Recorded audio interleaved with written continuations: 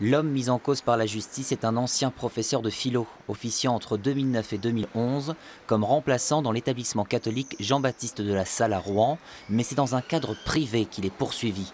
Paroissien assidu de l'église Saint-Patrice, connu pour ses pratiques traditionnalistes, il est très vite apprécié de tous, notamment des plus jeunes, auxquels il donne des cours particuliers de français. Début juin, l'un des mineurs se plaint d'attouchement auprès de son curé.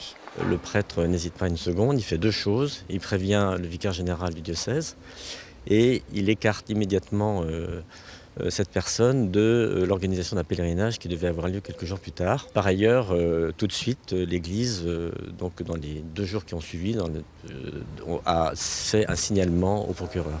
D'autres plaintes vont suivre et le 21 juin dernier, le fidèle âgé de 37 ans est mis en examen pour agression sur mineur de moins de 15 ans. 6 victimes ont pour l'heure été identifiées. Des garçons âgés de 11 à 15 ans au moment des faits qui auraient été commis entre 2012 et 2018. Placé depuis en détention provisoire, le trentenaire a reconnu la semaine dernière une partie des faits sur 3 des mineurs. Ce sont des faits de frottement et des faits de caresse. Lors de cours particuliers dispensés par le mis en cause, au domicile de ce dernier, et il a pu parfois être reçu soit au domicile des familles victimes, soit même sur des lieux de vacances.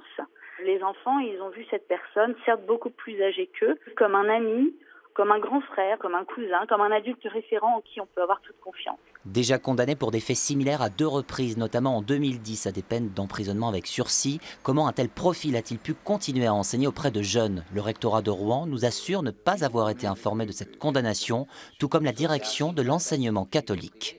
Les signalements existaient, mais n'étaient pas formalisés de façon mécanique et stricte, j'ai envie de dire peut-être. Peut-être que ça correspond aussi à une prise de conscience peut-être trop récente. Il faudra en effet attendre 2016 et l'affaire de Villefontaine près de Lyon, dans laquelle un enseignant pédophile est poursuivi pour une 60aine de viols, pour que justice et éducation nationale collaborent enfin de manière plus étroite.